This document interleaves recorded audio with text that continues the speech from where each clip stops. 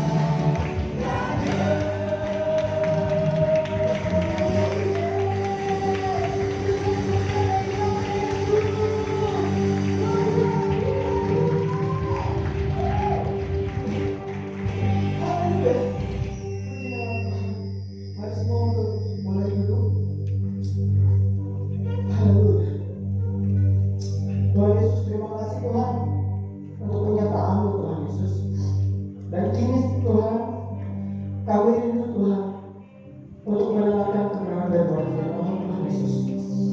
Sebelumnya Tuhan, biar Engkau lembutkan hati kami Tuhan Yesus. Biar apa Tuhan, firman yang telah Kau sampaikan Tuhan akan terbakti Tuhan dalam roh dan jiwa kami Tuhan. Biar Engkau Tuhan Yesus sesuka hati-Mu Tuhan menepuk setiap kami Tuhan. Yang kami yakin dan percaya Tuhan Yesus, firman-Mu Tuhan akan membuatkan kami Tuhan. Firman-Mu Tuhan akan membentuk kami Tuhan. Jadi sesuai apa yang Kau mau Tuhan Yesus.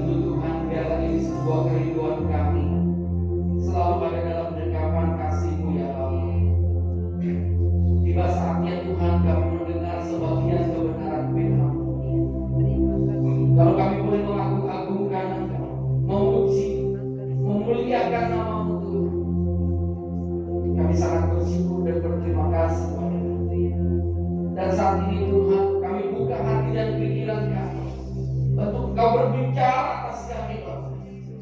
Urapi setiap kami, urapi hamba-Mu, lahirkan mulut bibir hamba-Mu, agar apa yang keluar dari mulut bibir hamba-Mu adalah kebenaran firman-Mu yang menguatkan dan menepis. Hamba sangat membutuhkan Roh Kudus-Mu berkarya, agar semua kami diberkati, diurapi dan memperoleh berkat kebenaran firman-Mu, dan kami sungguh melakukannya. Kami dapat membangun sebuah komunikasi yang penuh makna dalam kehidupan. Di dalam nama Yesus hamba berdoa dan mengucap syukur. Yang percaya katakan amin. Silakan duduk. Shalom. Shalom. Bapak Ibu yang dikasihi Tuhan, kita tidak mengurangi semangat meskipun kita harus proses ketat dalam pengertian jumlah pun kita harus batasi. Tapi kita percaya semua kita dalam lindungan Tuhan, dan kita juga berdoa untuk saudara-saudara kita yang kurang sehat, yang terpapar disembuhkan. Amin. Mungkin kemudian hari dia dapat berkumpul dengan kita. Saat ini kita masih tema keluarga. Saya ingin mengangkat sebuah tema yang diberi judul membangun komunikasi yang bermakna dalam keluarga. Membangun komunikasi yang bermakna dalam keluarga. Nah, Bapak Ibu yang dikasihi Tuhan, sebagai makhluk sosial kita harus berkomunikasi. Dan komunikasi yang kita sampaikan, yang kita kerjakan, yang kita lakukan memang memiliki sifatnya tersendiri, ya, sifatnya informatif, persuasif, dan korsif. Maksudnya apa? Memberikan info. Maksudnya apa? Merayu kadang-kadang, ya, komunikasi itu. Kadang-kadang juga korsif memaksa, gitu ya. Tapi kita harus memahami bahwa di dalam keluarga kita sangat membutuhkan komunikasi yang penuh makna agar terjadinya sebuah hubungan yang penuh kasih, agar terbangunnya sebuah hubungan yang memiliki sebuah kasih yang sungguh dicurahkan oleh Tuhan itu sendiri. Dan kita harus membangunnya, Bapak Ibu yang dikasihi. Oleh karena itu mari kita sama-sama belajar membangun komunikasi yang penuh makna dalam keluarga. Bapak Ibu yang dikasihi Tuhan, di zaman gadget ini, di zaman digital ini, saudara, kita sudah memahami komunikasi lebih dipermudah. Kita dapat berkomunikasi dengan saudara-saudara kita yang jauh, yes. Namun juga kadang-kadang kita sadari, Bapak Ibu, di dalam dunia digital ini seringkali sulitnya kita berkomunikasi kepada orang-orang terdekat dengan kita. Kenapa, saudara?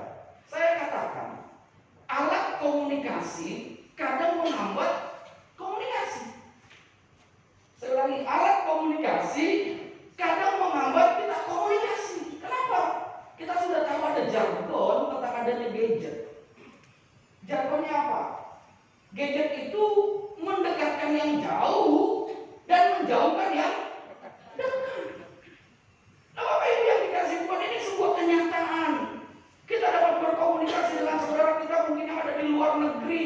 Kita bisa lihat wajahnya, kita bisa senyum, kita bisa cipika-cipiki, mungkin dia pakai tempel-tempel ini bisa, saudara, ya.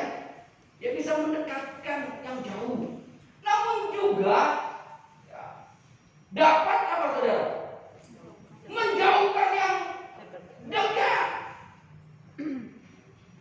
Oke, selanjutnya bisa dibaca apa ya? Nah, Bapak Ibu, kita harus sadari kenapa, Bapak Ibu? Kenapa bisa menjauhkan yang dekat? Kita sadar, saudara. Hari-hari ini kita di keluarga, saudara. Bahkan di rumah saja saya kadang-kadang pakai handphone, saudara. Tidur, saudara. Kenapa pakai handphone? Saya ada di atas, anak saya di bawah, lagi perlu, nggak perlu dia telepon. Ini nggak ada apa. Ini gitu. Semua dunia digital. Nggak apa-apa yang bisa membantu. Namun kadang-kala kalau kita lagi makan, saudara, bukannya berkomunikasi, namun asik semua main handphone, sehingga kita tidak dapat berkomunikasi. Kita seakan-akan jauh, padahal kita ada di dekat. Kita kumpul, semua keluarga megang HP, anak main game, bapak emak lihat Facebook, chatting-chattingan, saudara.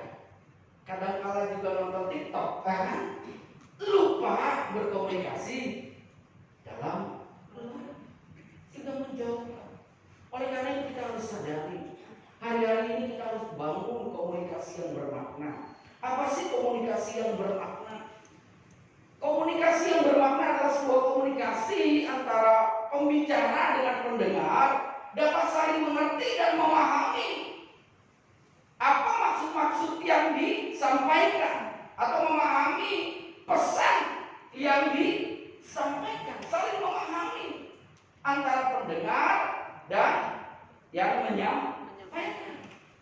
Nah, Bapak Ibu yang dikasihi Tuhan, hati-hati di dalam dunia digital saat ini. Memang bisa membantu kita berkomunikasi, namun seringkali tidak memiliki makna. Banyak orang keluar dari grup hanya karena candaan. Sebenarnya guyonan. Namun seringkali disalahmaknai, tidak mengerti. Akhirnya lewat grup marah, bermusuhan. Yang temennya nanya lagi, kenapa dia keluar? Nggak tahu. Akhirnya ikut-ikutan, ya kan? Nah ini bahaya. Kenapa? Dia tidak mengerti apa yang disampaikan, tidak memahami apa yang disampaikan. Karena tidak lihat gesturnya, hanya dengan tulisan. Memang komunikasi tak sadari ada dua, yaitu lisan dan verbal dengan tulisan. Dan yang tulisan itu penuh interpretasi, Bapak Ibu, penuh tafsiran, saudara. Kalau lupa titik koma bahaya, saudara. Betul? Oleh karena itu kita harus perhatikan ketika kita mau broadcast, kita mau nulis sesuatu, perhatikan. Kadang-kadang juga kalau typo masih bisa dipahami, saudara, ya. Salah ketik maksudnya typo. Salah ketik itu bisa dipahami karena kita masih punya otak yang baik. Kalau tulisan depan benar, belakang benar, kita tahu kalimat maksudnya, kita memahami, saudara. Tapi kalau kalimatnya memiliki sebuah pengertian yang berbeda, itu pun punya arti yang berbeda, bisa salah paham. Mari kita bangun komunikasi yang bermakna dalam keluarga. Karena apa, saudara? Ini memiliki sebuah manfaat yang baik buat kita di dalam membangun komunikasi yang bermakna. Apa saja manfaatnya? Manfaatnya satu, menumbuhkan nilai positif karena anak merasa didengar dan dipahami. Kalau kita membangun komunikasi yang bermakna, kenapa, saudara? Karena kita nanti belajar berbagai hal bagaimana membangun komunikasi yang bermakna. Si anak ini akan terbangun nilai positif karena merasa didengar dan dipahami. Dia terbangun nilai positifnya. Oh iya, saya diperhatikan ya sama orang tua. Oh, saya didengar ya. Saya nggak dianggap kacangan ya. Saya nggak diremehkan ya sebagai anak. Ini perlu, karena tadi kita sudah tahu arti komunikasi yang bermakna. Kita ingin memahami isi dari pesan itu, baik yang mendengar maupun yang menyampaikan, dimengerti. Nah, yang kedua maknanya adalah menimbulkan rasa penghargaan pada diri anak dan orang tua. Orang tua merasa dihargai kalau didengar itu, anak juga merasa dihargai. Itu kan menumbuhkan penghargaan, saudara. Selain tadi yang positif, dia positif terus, oh iya papaku. Yang ketiga manfaatnya adalah anak dapat melihat sosok orang tua yang dapat membantu dan dipercaya.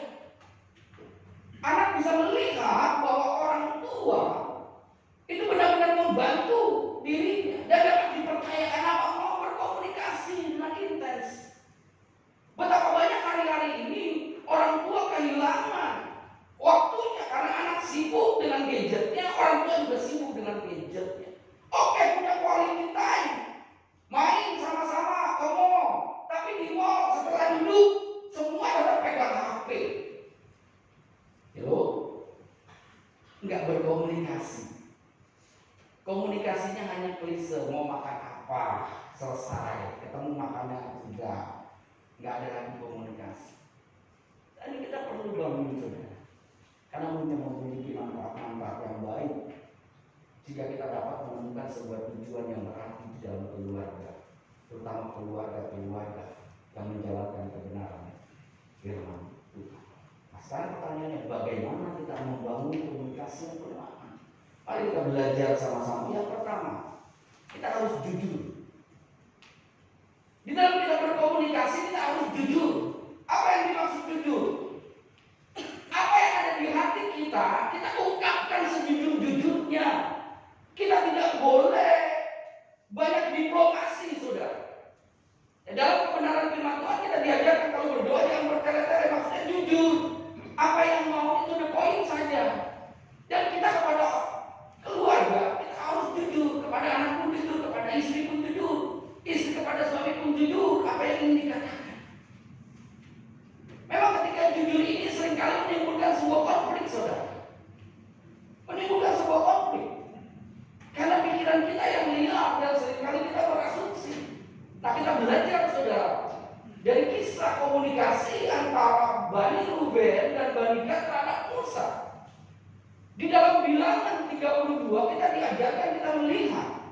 Nah, Bapak Ibu yang dikasih Tuhan, Bapak Ibu sudah membaca, kalau yang terus mengikuti bacaan Alkitab dari BBI Surya Wijaya, Anda sudah baca pasti tentang bagaimana Bani Ruben dan Bani Gad minta bagian di sebelah timur Sungai Yordan. Dia nggak mau nyebrang. Dia ngomong sama Musa, karena saya keluarga Bani yang sebagai peternak, ininya baik di tempat ini. Saya nggak nyebrang deh, nggak suka nyebrang Sungai Yordan, saya di sini aja. Maunya begitu, saudara. Nanti baca ya di Bilangan 32, karena saya nggak bisa bacakan semua, karena kita singkat waktu. Tapi Anda baca. Dia minta. Lalu apa kata Musa? Dia jujur. Bani Ruben, Bani Gad jujur. Tapi juga Musa dalam komunikasinya dia jujur. Kamu jangan gitu dong, ini bahasa saya ya. Bahasa saya bukan bahasa kita, tapi intinya seperti ini. Kamu jangan gitu dong. Kamu lupa ketika kamu melihat bangsa Kanaan ada berita yang tidak baik sehingga mereka menjadi tawar hati. Jangan gitu, kamu harus nyebrang juga. Nggak boleh kamu di sini. Ingat, kita ada satu bangsa. Agar tidak saling melemahkan, kita harus saling menguatkan. Singkat cerita, Bani Ruben jawab lagi, saudara, aku tetap ada di sini karena aku ingin menjaga bangsaku. Karena setiap yang bisa berperang tetap ada di sini agar bisa melawan musuh, kata dia. Dan biarkanlah anak-anak dari wanita-wanita nyebrang ke sana tinggal di kota. Apa yang saya ingin sampaikan? Ada sebuah kejujuran di sana. Dia berbicara jujur. Apa yang dia mau diungkapkan. Apa juga yang dimaukan bisa diungkapkan. Dan kalau hari ini Anda sudah baca di dalam Yosua 22, hari ini Yosua 22, betul? Sampai Yosua 23. Dan mungkin ketika Anda baca perjanjian lama sedikit menjenuhkan, saudara. Kalau Anda tidak mau merenungkan, ulang lagi baca, ulang lagi. Jangan sekali baca. Seakan-akan kita baca kitab Yosua hari ini kita cerita tentang Bani Ruben, Bani Gad, Bani Manasye. Yang baca katakan. Yang baca katakan. Haleluya, kalian baca. Kalau Anda baca hari ini, saudara, bagaimana dia menceritakan Bani Gad, Bani Ruben membangun mezbah di tempat yang sudah diminta oleh Musa. Diingatkan, sudah dibahas sama Musa. Jangan kau bangun mezbah di sini, jangan kau menyembah Allah lain. Ingat, kita pernah gagal. Itu kisahnya, ya, kalau Anda baca. Dan ketika itu disampaikan lagi sama Bani Ruben dan Bani Gad, Bani Manasye.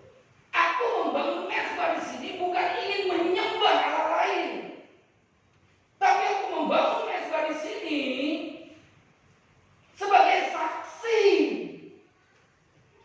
bahwa Allah menyertai kita. Nah, baru Yosua memahaminya, silakan. Karena ada komunikasi.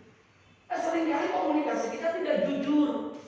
Apa yang ada di hati lain di mulut, saudara. Sehingga kita tidak menemukan makna. Pesan yang tersampaikan kabur. Kita tidak mengerti, saudara. Harus bicaranya A. Kita dari mana dulu, saudara? Dari C, J, muter-muter, saudara. Nah, Bapak Ibu yang dikasihi Tuhan, memang saya katakan dalam kejujuran seringkali ada konflik. Tadi kalau kita baca di dalam Bilangan ada konflik. Konflik apa? Musa jangan. Nanti kamu gimana?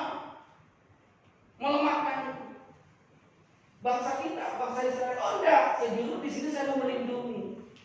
Ada sebuah kejujuran. kita sebagai mungkin saksi perjalanan kita. Akhirnya terjadi saling pengertian karena ada kejujuran. Nah, kita sebagai orang tua pun harus jujur sama anak. Apa yang kita mau dan apa yang dia mau harus terungkapkan. Dan ingat, kita nggak boleh kursif, nggak boleh memaksa. Anak itu manusia punya pilihannya. Tapi sering terjadi walaupun kita jujur kita memaksa saja. Itu tidak boleh. Oleh karena itu yang kedua yang harus kita lakukan adalah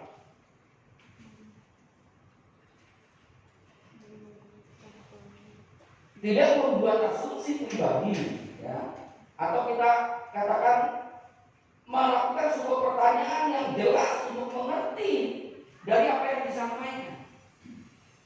Tidak membuat asumsi pribadi. Nah, kenapa kita komunikasi sering terjadi konflik menjadi besar, saudara? Karena kita tidak pertanyakan dengan jelas apa yang diutarakan. Kita sudah punya asumsi pribadi dulu. Musa tidak memberikan sebuah asumsi pribadinya, meskipun secara manusiawi, saya katakan secara manusiawi, mau tidak mau, kita seringkali didahulukan dengan asumsi. Mau tidak mau, kita didahulukan dengan asumsi, betul nggak? Ketika lawan bicara kita, anak kita menyampaikan ini, kita udah berasumsi dulu. Atau pikiran kita, misalkan dalam dia memilih jurusan, kita udah berasumsi dulu nggak ada duitnya di jurusan ini, kan gitu, betul? Betul apa betul orang tua? Misalnya anaknya mau jadi psikolog, ya. Ini mah jurusannya nggak berduit, gitu misalkan. Nah, itu ada di dalam pikiran orang tua tuh. Kita nggak boleh tanyakan apa yang dia mau sebenarnya. Kenapa kamu mau jadi psikolog, apa yang Bapak Ibu yang dikasih Tuhan, begitu juga anak ketika orang tuanya menyampaikan apa yang diminta, tanya kenapa sih, apa alasannya. Musa bertanya, dia tidak memiliki sebuah asumsi pribadi meskipun terbesit sebuah asumsi, oh nanti akan melemahkan bangsa Israel. Yosua juga sedikit ada asumsi, nanti engkau menyembah Allah lain. Enggak engkau membangun mesbah, tapi dikonfirmasikan sama mereka supaya apa? Tidak terjadi asumsi pribadi. Dipertanyakan maksud dan tujuannya. Oleh karena itu kita sebagai orang tua dan anak juga ketika kita berdialog, berdiskusi, berkomunikasi, tanyakan. Jangan malu bertanya. Orang yang malu bertanya sesat di jalan, saudara. Oleh karena itu kita harus bertanya. Kita juga di dalam keluarga besar gereja ini pun harus bertanya. Saya bukan orang yang terlalu protek. Saya mempersilakan pertanyaan, makanya dulu kita ada masih ibadah pengerja. Itu ruang bertanya harus ada. Dan 1,5 tahun ini kita tidak melakukan ibadah pengerja, saudara. Tapi kita bisa melakukannya dengan sharing di grup-grup, saudara, dengan baik. Tapi ingat titik komanya agar tidak salah tafsir. Pertanyaan, nggak usah takut, saudara. Dan pertanyaan kita juga harus pertanyaan yang sesuai dengan apa yang disampaikan. Jangan orang menyampaikan sesuatu, pertanyaannya berbeda, gitu loh, nggak nyambung, gitu ya, harus nyambung. Seperti apa yang dilakukan oleh Yosua dan Musa kepada Bani Ruben dan Bani Gad. Dia tanyakan. Dan ini perlu kita bangun, saudara, agar kita memiliki komunikasi yang bermakna dan kita menjadi keluarga yang penuh kasih, dan kita memahami satu sama lain, dan kita meminimasi konflik yang ada. Mari kita sama-sama bangun komunikasi yang bermakna. Yang ketiga yang harus kita lakukan, kalau tadi jujur lalu tidak membuat asumsi pribadi, ya, yang ketiga menjadi pendengar yang baik. Makanya sebelum kita bertanya, dengar dulu, simak dulu apa yang disampaikan. Musa menyimak dulu apa yang disampaikan. Oh iya, kau mau di sini, Tapi bukankah Tuhan sudah memerintahkan kita bahwa kita sudah punya tanah perjanjian? Ayo kita ke sana. Oh enggak, aku kan bangsa peternakan, aku suku peternakan, aku di sini aja ini baik buat peternakan, kata Bani Ruben. Tapi dia tidak memaksa Musa, dia mendengar dengan teliti, memperhatikan, memahami apa yang disampaikan. Bukankah firman Tuhan juga mengajarkan kita di dalam Yakobus? Lebih baik banyak mendengar daripada berkata. Tapi seringkali kita sebelum anak berkata-kata, kita sudah lebih banyak berkata-kata. Sebelum anak selesai menyampaikan pesannya, keinginannya, komunikasinya, kita sudah potong duluan. Nah, Bapak Ibu sering saya satu dengan orang-orang yang suka potong duluan. Saya juga kadang-kadang sadar, saya udah dulu, nggak boleh cepat-cepat potong. Seringkali kan ya kita dalam berbicara tiba-tiba kita potong orang. Karena kita ingin cepat bicara. Seharusnya kita dengar baik-baik, perhatikan baik-baik apa yang dia inginkan, apa yang dia maksud. Setelah kita paham, saudara, baru kita bertanya. Tadi kan kita harus ajukan pertanyaan.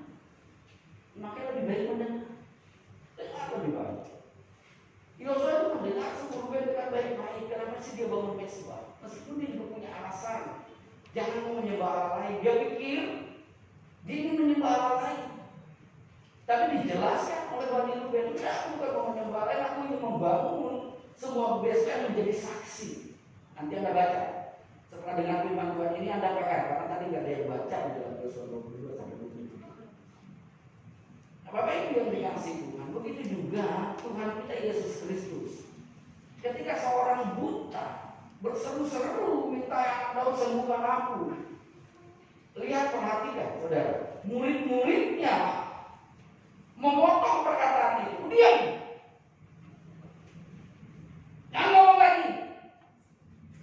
Atau dengan kata lain, orang yang memotong duluan nggak mau disusahin. Betapa banyak kita orang tua seringkali nggak mau disusahin sama anak. Anak minta ini, anak minta itu, belum didengar dulu, sudah bilang dulu nggak punya duit, saudara. Halo. Bukan didengar dulu apa maunya dia, tapi kita sudah 1000 alasan kita tampilkan sebagai orang tua. Seharusnya kita dengar dulu. Apakah itu menjadi kebutuhan atau bukan? Apakah itu menjadi keperluan yang mendesak atau bukan? Bukannya harus kita bijak sebagai orang tua. Kalau di sini saya yakin nggak ada orang tuanya baik-baik sama anak. Amin. Nggak pernah memotong perkataan anak, kok didengar baik-baik. Paling terakhir mau tahu diri lu. Nah ini namanya juga menghakimi. Kita nggak boleh menghakimi. Kita harus menjelaskan sebaik mungkin. Kalau memang itu di luar kesanggupan kita. Saya terpujilah, ya anak saya memahami keadaan saya berkeluarga karena saya komunikasi. Saya berharap anak saya lulus di UGM, tapi nggak lulus ya nggak apa-apa. Sekarang lagi berjuang untuk masuk Brawijaya. Tapi anak saya komunikasikan. Biar bagaimanapun tahun ini kamu harus kuliah. Kamu harus kuliah, jangan takut. Aku kok papi nggak punya duit gini. Nggak usah takut, papi pasti berjuang buat kamu. Tuhan pasti siapkan. Anak saya ini baik, aku berusaha ya, uang pangkalnya nggak besar, uang pangkalnya nggak mahal. Dan di mana aku tinggal, kenapa dia pilih Jogja? Saya tanya alasannya, di sana murah, di jajan kos murah, jadi itu oke. Dari awalnya mau di Bandung, nah sekarang jauh lagi sampai ke Malang. Tadi saya ngomong, ngapain sekolah ya jauh-jauh, di sini tuh ketemu banyak tuh, ya kan? Dia hanya senyum-senyum aja. Karena dia mengerti situasi dan kondisi yang ada. Saya tetap memberikan semangat kepada anak saya. Tetap kamu punya. Tuhan pasti buka jalan. Kan gitu, saudara. Jangan kita apa-apa anak muda-muda ini saya sendiri yang mengumpulkan harapan. Karena kita mau mendengar. Mari kita sama-sama kita belajar dari ketika ini, saudara. Seperti Tuhan Yesus mendengar. Yuk saya bacakan dulu deh di dalam Markus 10 ayat 49.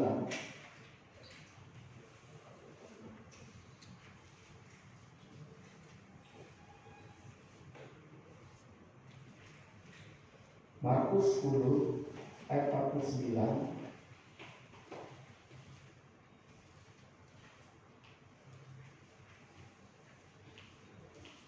Lalu Yesus berhenti dan berkata, perhatikan ini, kan habis diteriak-teriak ke orang buta. Lalu dia berhenti. Sementara murid-murid melarang, dia ngomong. Dia berhenti lalu berkata, panggillah dia. Lalu murid-muridnya memanggil. Mereka memanggil orang buta itu dan berkata kepadanya, kuatkan hatimu, berdirilah. Ia memanggil engkau. Apa yang saya ingin sampaikan? Yesus ini mendengar apa yang diperlukan, apa yang dibutuhkan oleh orang buta itu. Dan kita juga sebagai orang tua harus berani, saudara, mau mendengar apa yang diharapkan anak, apa yang disampaikan anak. Jangan kita abaikan, saudara. Saya ingin belajar sebagai orang tua tidak mengabaikan apa yang menjadi ekspektasi mereka sebagai anak-anak. Anak saya nih, yang satu baru mau selesai di psikolog, ya, mau sidang. Ya, saya harap sidangnya, karena biasanya kalau sudah mau sidang doang, saya yakin kalau lulus lah ya kan, karena skripsinya sudah diterima. Ya, paling ada perbaikan, ada perbaikan, tapi saya harap ada perbaikan selesai di sidang. Inginnya saya dia lanjut ke S2 karena saya mengerti tentang psikologi sedikit-sedikit supaya dia ekspor di bidangnya, ambil jurusan yang spesial. Tapi dia bilang, dia aku nggak dulu, aku mau belajar dagang dulu,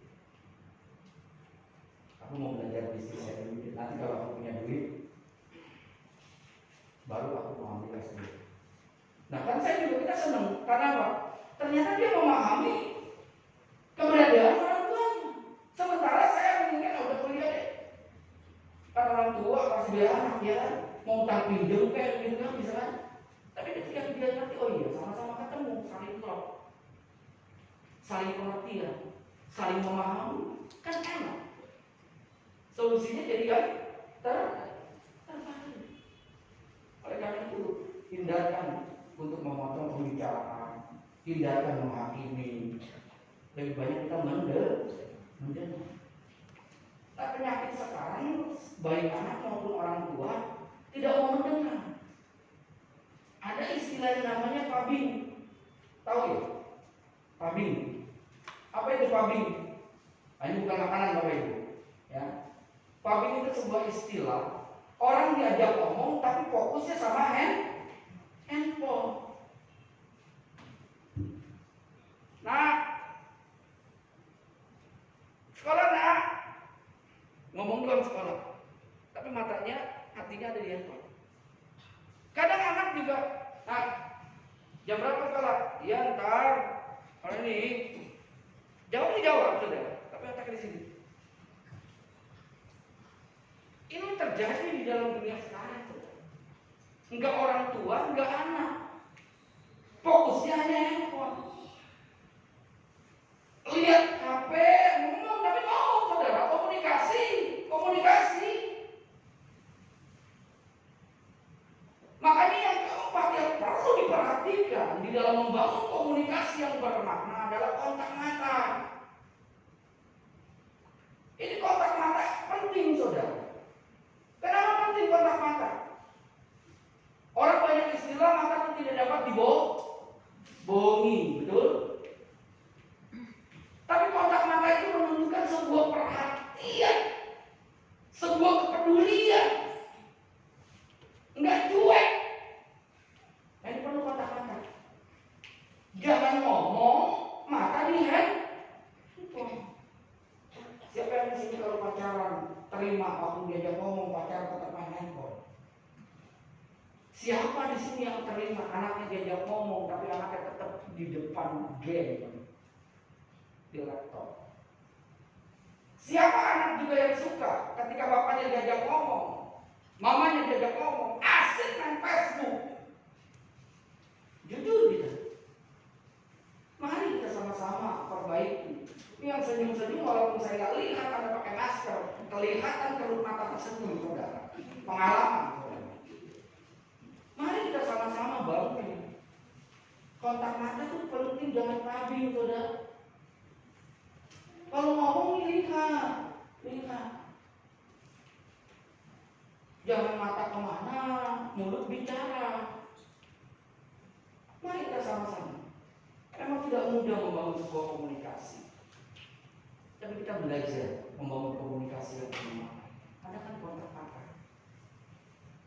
Ya, saya yakin ketika Tuhan Yesus memanggil Bartimeus, Bartimeus kan nggak lihat, ya tahu. Tapi bila Tuhan ini supaya dia dilihat, dipedulikan, tapi mata hatinya melihat.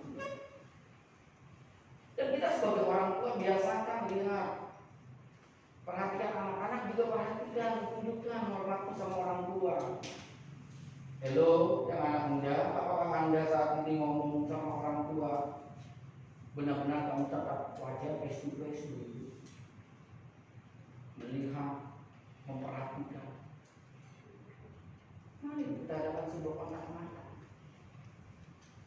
Jangan-jangan sejaman sekarang istri sama suami nggak kontak mata lagi ya, saudara ya. Jangan-jangan, saya nggak paham, saudara ya. Ya begitu kan saya kalau ini kontak dengan istri lihat ini. Meskipun saya kadang-kadang ngomongnya keras, ya ada kasarnya, saya jujur.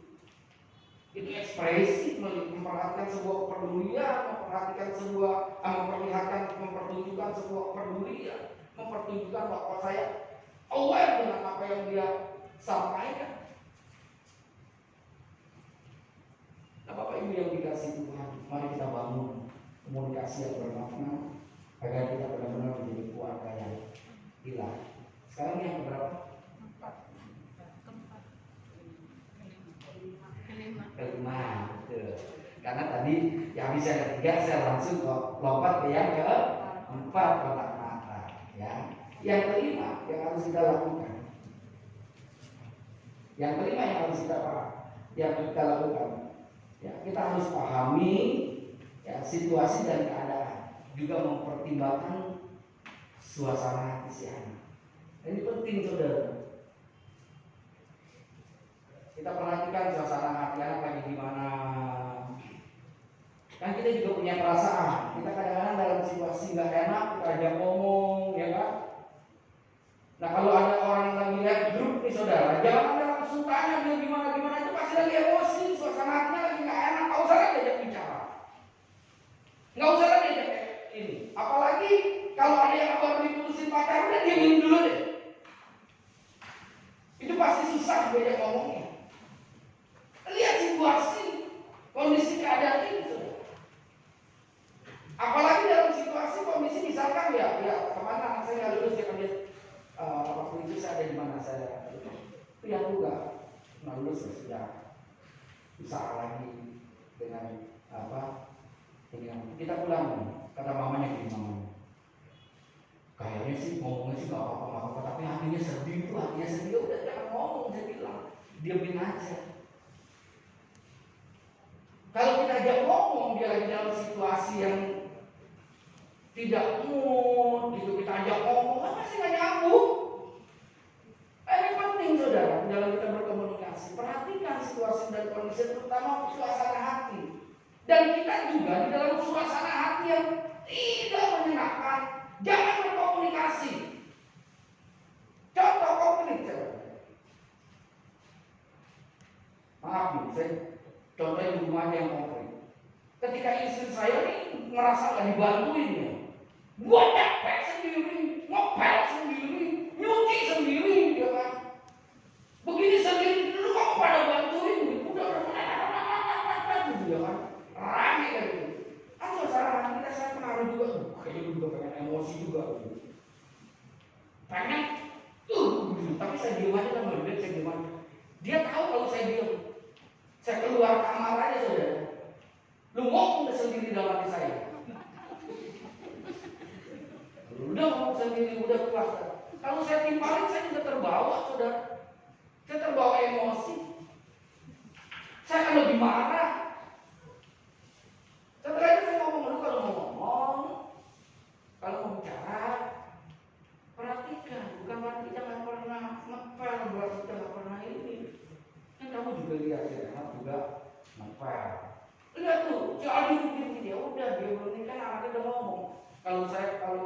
Kalau gue mah kalau kalau menyapu, kayaknya nggak bisa nih. Tapi kan dia perhatikan mamanya, neneknya, nyuntik, kasih obat. Kita harus pahami. Dan dia juga nggak pernah lihat saya kalau saya pagi-pagi dia masih di atas, saya ngepel juga. Saya pikir daripada saya olahraga keluar, saya ngepel juga. Cuma karena pandemi saya sudah belajar ngepel, saudara. Tadinya saya nggak pernah ngepel. Karena udah nggak punya pembantu. Katanya harus sebenarnya. Maksud saya apa yang ingin sampaikan? Bukan soal ngepel itu nih. Situasi dan kondisi kita harus pahami dalam berkomunikasi. Kalau lagi nggak mau, jadi jangan ditimpalin. Keluar sejenak, tapi keluarnya jangan jauh-jauh, saudara ya. Karena ada orang salah keluar, udahlah gue istri gue bawel ini lah, gue kelaku aja, gue kelaku. Dilaku salah dia. Melakukan yang keliru, bukan yang mencari solusi, saudara. Nambahin masalah, jangan. Kalau ngobrol doang gak punya deket nggak apa-apa, ya kan? Jangan disono main kartu, jangan mabuk-mabukan juga, ya kan? Boleh ambil solusi keluar. Juga jangan ke karaoke, jangan juga cari tempat-tempat dugem, jangan. Stop sejenak, nunggu situasi dan kondisi. Kembali kondusif. Kan nggak bakal lama tuh dia marahnya. Ada yang di sininya marah 3 hari, enggak capek. Marah 2 jam juga capek. Saya tinggal istri saya diamin. Minta disayang dia, minta diperhatikan. Bu, kemarin dicuekin aja. Nah dia ngapain juga gue cuekin? Kalau gue cuekin maka cari gue kan gitu ya kan. Yang senyum-senyum harus praktekkan. Mari biar kita membangun komunikasi yang bermakna, agar kita menjadi keluarga-keluarga yang benar-benar melakukan itu.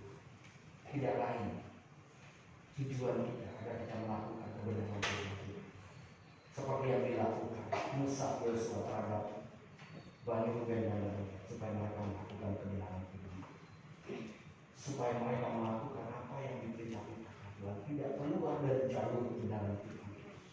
Biar kita benar-benar menjadi keluarga yang membangun komunikasi yang penuh makna, dan kita saling mengerti dan dapat pengertian, dan terutama kita melakukan kebenaran firman Tuhan. Amin. Saya nanti malam itu.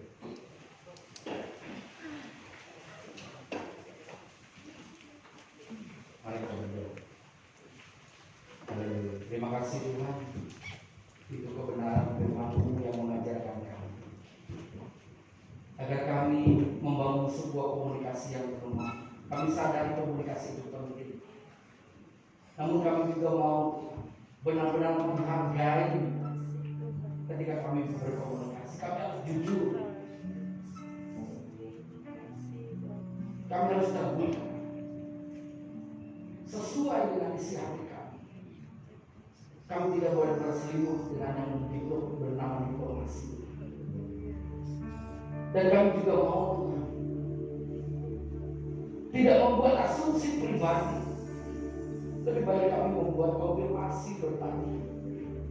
Dan terlebih kami mau mendengar, memberikan waktu. Lebih baik mendengar daripada berkata-kata. Memperhatikan apa yang disampaikan. Dan kami wujudkan dengan belajar kontak mata, memperhatikan, memperdulikan. Agar bahasa tubuh kami jelas, kami memperhatikan, tidak mengabaikan. Kami tidak fokus kepada yang lain, tapi kami fokus kepada lawan bicara. Dan kami juga mau sungguh-sungguh Tuhan memahami situasi dan kondisi ketika kami berbicara. Peduli akan suasana hati lawan bicara, agar tidak terjadi emosi, agar tidak terjadi konflik, tapi benar-benar kami menciptakan suasana surgawi. Terima kasih Bapak, biar kebenaran firman-Mu lekat di hati kami, dan kami mampu melakukan. Terima kasih Bapak, di dalam nama Yesus kami berdoa dan bersyukur. Haleluya. Amin. Yesus memberkati.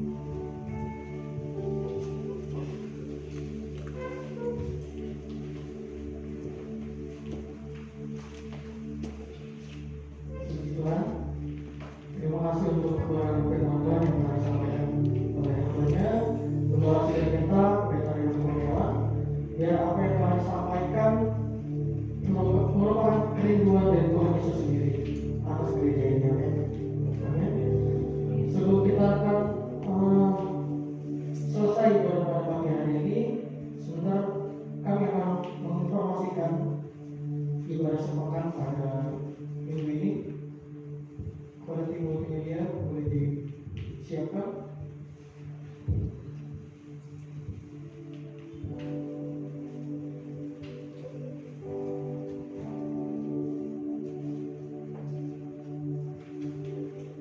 Ya, info sepekan GBI Wijaya untuk jadwal pelayanan tanggal 27 Juni tahun 2021.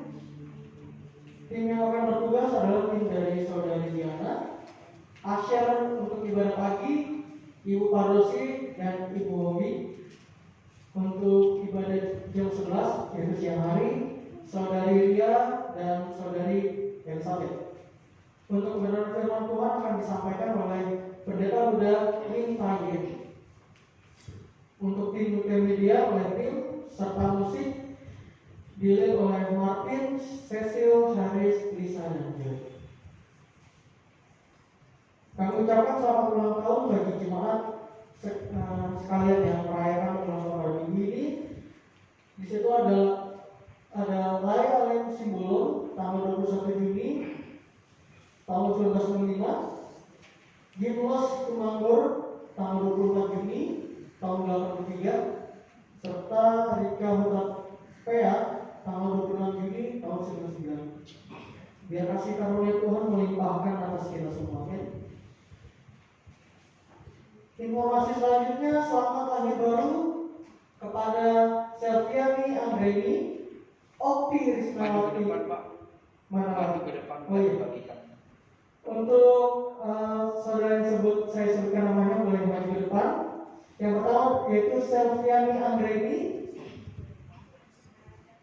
Tidak datang. Selanjutnya ada Okti Rismawati Manalu.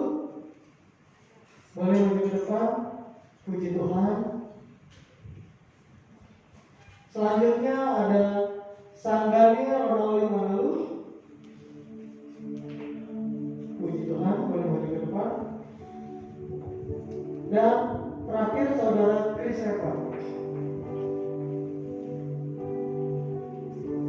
Saudara kita telah melakukan ibadah baptis pada hari Sabtu tanggal 19 Juni tahun 2021 kemarin di kolam renang Gereja Wijaya. Oke, kita akan memberikan sertifikat baptisan yang akan diberikan oleh Bapak Silalahi. Amin.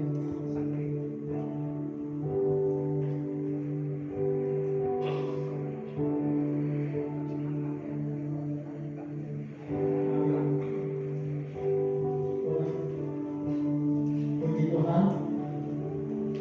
Sekali lagi selamat hari baru bagi jemaat kita, biar semakin menyala-nyala roh yang telah diberikan kepada Tuhan. Amin. Semakin mencintai Tuhan, semakin dekat kepada Tuhan, dan semakin mengenali bahwa Tuhan Yesus adalah satu-satunya Tuhan bagi kita semua. Amin. Jangan lupa untuk mengikuti media sosial di Gereja Wijaya. Kita memiliki Facebook, Blogspot, Instagram, Twitter, serta YouTube. Oke, informasi tambahan untuk jemaat yang datang pada pagi hari ini berjumlah 54 orang. Mari kita siapkan hati kita akan berdoa untuk mengakhiri ibadah pada pagi hari ini. Saya untuk semua bagi berdiri. Haleluya.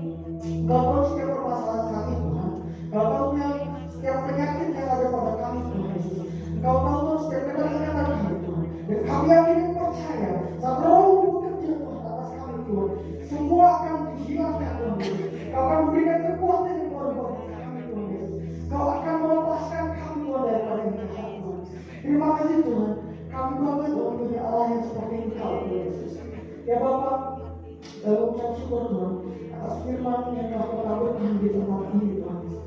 Kami yakin dan percaya Tuhan, setiap firman-Mu Tuhan yang telah Kau tabur Tuhan di tempat ini akan berbuah dengan lebat Tuhan Yesus.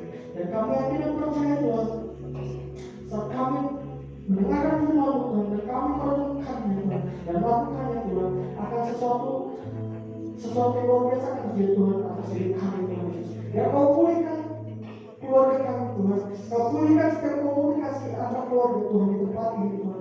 Karena Tuhan dengan komunikasi yang baik Tuhan Yesus, ada hubungan yang baik Tuhan Yesus. Kami yakin dan percaya Tuhan atas firman-Mu Tuhan yang luar biasa Tuhan atas kami Tuhan Yesus. Kami yakin dan percaya Tuhan, berkat-Mu akan melimpah Tuhan bagi kami Tuhan Yesus. Biar Kau bentuk kami Tuhan Yesus sesuai apa yang Kau mau Tuhan Yesus. Ya Bapa, Kau berkati Tuhan, hamba-Mu Tuhan yang telah Kau percayakan Tuhan untuk menyampaikan firman-Mu Tuhan Yesus. Kau pakai Tuhan Yesus, gembala sidang kami Tuhan, pendeta di rumput ya Tuhan Yesus. Kau berkati Tuhan setiap pekerjaannya Tuhan. Kau berkati Tuhan setiap pelayanannya Tuhan. Kau berkati Tuhan pasar depannya Tuhan. Kau berkati keluarganya Tuhan Yesus. Kami yakin dan percaya Tuhan, Kau telah menempatkan gembala sidang kami Tuhan di tempat ini Tuhan. Bukan sebuah ketidaksengajaan Tuhan, tapi kami yakin dan percaya Tuhan, Kau akan memakai anakku ini Tuhan di tempat ini dengan luar biasa Tuhan. Dan akan memberikan dampak yang baik Tuhan bagi lingkungan kami di tempat ini Tuhan Yesus. Terima kasih Bapa, ini adalah salah satu anugerah bagi kami Tuhan di tempat ini. Kau telah mengirimkan gembala yang baik Tuhan Yesus bagi kami Tuhan Yesus. Ya Bapa, kami juga berdoa Tuhan Yesus untuk keluarganya Tuhan, istri dan anak-anaknya Tuhan Yesus. Dan Kau berkati Tuhan, berikan keharmonisan Tuhan Yesus di keluarga ini Tuhan. Dan biarkan Tuhan Yesus keluarga ini Tuhan Yesus menjadi sebuah role model yang baik Tuhan bagi kami Tuhan Yesus. Dan kami dapat melihat Tuhan Yesus, Engkau bekerja Tuhan di keluarga kecil ini Tuhan Yesus. Ya Bapa, kami juga berdoa Tuhan Yesus untuk tim pelayanan yang ada Tuhan di tempat ini. Terima kasih Tuhan untuk setiap talenta yang telah Kau berikan atas kami Tuhan Yesus. Untuk setiap tim pelayanan yang ada di tempat ini, setiap jerih pelayanan, jerih lelahnya Tuhan Yesus. Kami yakin dan percaya Tuhan, Engkau akan memberkati kami Tuhan. Engkau akan memberkati tim pelayanan yang ada di tempat ini Tuhan. Karena apa yang mereka lakukan tidak akan pernah sia-sia Tuhan, jika untuk melayani Engkau Tuhan Yesus. Kami yakin percaya Engkau akan memberkati gereja ini Tuhan Yesus. Engkau akan menyiapkan Tuhan segala sesuatu yang diperlukan atas gereja ini Tuhan Yesus. Dan kami yakin dan percaya Tuhan, gereja ini akan menjadi tempat pemulihan bagi daerah ini Tuhan Yesus. Kami yakin dan percaya Tuhan, setiap jemaat yang datang ke gereja ini Tuhan akan pulang membawa sukacita yang daripada saja Tuhan Yesus. Akan membawa pemulihan yang daripada Tuhan, akan membawa kesembuhan yang daripada Tuhan Yesus. Terima kasih Tuhan, Kau telah mengizinkan mendirikan gereja di tempat ini Tuhan Yesus. Kami semua anak-anak Tuhan akan menjaga gereja ini dengan baik Tuhan Yesus. Kami yakin dan percaya Tuhan Yesus, Engkau akan menjadikan apa yang kami butuhkan Tuhan. Ya Bapak, kami juga berdoa Tuhan Yesus bagi bangsa dan negara kami Tuhan. Kalau Tuhan kondisi terutama di Kabupaten Bogor, COVID sedang tinggi-tingginya Tuhan. Tapi kami yakin dan percaya Tuhan, jika Engkau berkenan ini terjadi Tuhan, setelah itu Tuhan kami yakin dan percaya ada rencana-Mu yang luar biasa Tuhan bagi tempat kami Tuhan. Kami tidak tahu Tuhan Yesus apa maksudnya ini semua Tuhan, tapi kami yakin dan percaya, kami mengimani Tuhan, sesuatu yang baik akan datang Tuhan Yesus. Kami sedang melewati badai saat ini Tuhan, tapi kami yakin dan percaya Tuhan, karena kami melihat pelangi Tuhan setelah ini Tuhan. Kami dapat melihat cahaya daripada Tuhan, dan sukacita kemenangan Tuhan ada Tuhan Yesus bagi bangsa ini Tuhan Yesus. Ya Allah, biar Kau berkati Tuhan bangsa kami, pemimpin-pemimpin kami sedang menjalankan roda pemerintahan bangsa ini. Kami yakin dan percaya Tuhan Yesus, orang-orang yang memimpin saat ini adalah orang-orang yang jahat Tuhan, dan Engkau akan membawa bangsa ini ke tempat yang jauh lebih baik lagi Tuhan Yesus. Terima kasih Bapak, Engkau sungguh baik dan luar biasa Tuhan Yesus. Ya Bapak, kami juga berdoa Tuhan untuk teman-teman kami yang berulang tahun minggu ini, biar Engkau berikan sukacita yang melimpah Tuhan Yesus, umur yang panjang Tuhan Yesus, dan pernyataan Tuhan kami yakin percaya tidak akan pernah habis, tidak akan pernah hilang Tuhan Yesus bagi teman-teman kami yang merayakan ulang tahun Yesus. Biar Tuhan, teman-teman kami yang merayakan ulang tahun ini Tuhan dapat melihat bahwa Engkau sangat baik dan luar biasa Tuhan Yesus. Engkau tidak pernah meninggalkan mereka Tuhan. Kami juga berdoa mendeklarasikan bahwa Tuhan Yesus Kristus adalah Tuhan. Biar Kau pakai Tuhan tangan kami Tuhan Yesus yang kemarin baptis Tuhan. Berikan roh yang melayani Tuhan Yesus. Biarkan roh Tuhan yang ingin melayani saja Tuhan. Dan berikan roh Tuhan untuk selalu mempertahankan iman Tuhan Yesus. Bahwa Kau adalah pilihan terbaik bagi kami Tuhan. Dan Kau adalah satu-satunya pilihan bagi kami Tuhan. Sebab Engkau adalah jalan kebenaran dan hidup bagi kami Tuhan Yesus. Terima kasih Bapa untuk segala kebaikan-Mu Tuhan Yesus. Kami sebentar Tuhan, kami akan pulang Tuhan Yesus. Dan sebelumnya Tuhan, kami juga berdoa Tuhan untuk persembahan kami Tuhan Yesus. Biar Kau kuduskan dan sucikan persembahan kami Tuhan. Biar apa yang kami berikan Tuhan Yesus kepada-Mu Tuhan Yesus dapat menyenangkan Engkau saja Tuhan. Dan kami yakin dan percaya Tuhan Yesus, Engkau akan memberkati kami Tuhan Yesus. Tapi inilah Tuhan, kerinduan hati kami Tuhan, kami ingin memberikan yang terbaik bagi Engkau Tuhan. Ya Bapak, sebelum kami akan pulang, lindungi kami Tuhan dalam perjalanan kami Tuhan. Mungkin Tuhan, sebelum kami pulang, kami rindu Tuhan menerima berkat yang dari Bapa. Mari kita berdoa untuk saudara kita yang sedang sakit, yang sedang isoman, dan kita juga bersyukur saudara kita sudah disembuhkan sebelum kita menerima. Bapa kami yang di surga, kami bersuka cita dan bersyukur karena penyertaan dan lawatanmu untuk keluarga Bapak Markus. Mereka sudah disembuhkan, mereka sudah dipulihkan dari COVID ini Tuhan. Kami percaya dia boleh Tuhan beraktivitas dan bekerja, dan imunnya terus meningkat Tuhan. Dan dia tidak lagi terpapar, tapi tetap dia akan menjalankan prokes dan dalam perlindungan-Mu senantiasa. Dan kami juga berdoa untuk saudara-saudara kami, Pujur dan Seni, agar kiranya Tuhan pemulihan terjadi, damai sejahtera dan sukacita meliputi. Kalau dia sedang menjalankan isoman, salah semandiri dia boleh dihiburkan dengan kuasa Roh Kudus. Dan hamba percaya kesembuhan terjadi. Terima kasih Bapak. Terima kasih Yesus. Dan saudara-saudara yang dikasih Tuhan, siapkan hati kita, angkat kedua tangan kita untuk menerima berkat Allah. Tuhan memberkati engkau dan melindungi engkau. Tuhan Allah menyinari wajahnya kepadamu dan memberikan engkau kasih karunia. Tuhan Allah menghadapkan wajahnya kepadamu dan memberikan engkau damai sejahtera. Sebab itu pulanglah dan beraktivitaslah dengan membawa berkat daripada Allah Bapa, cinta kasih daripada Kristus Yesus Tuhan kita, serta persekutuan, pertolongan dan penghiburan daripada Roh Kudus turun atas engkau semua, mulai saat ini sampai selama-lamanya.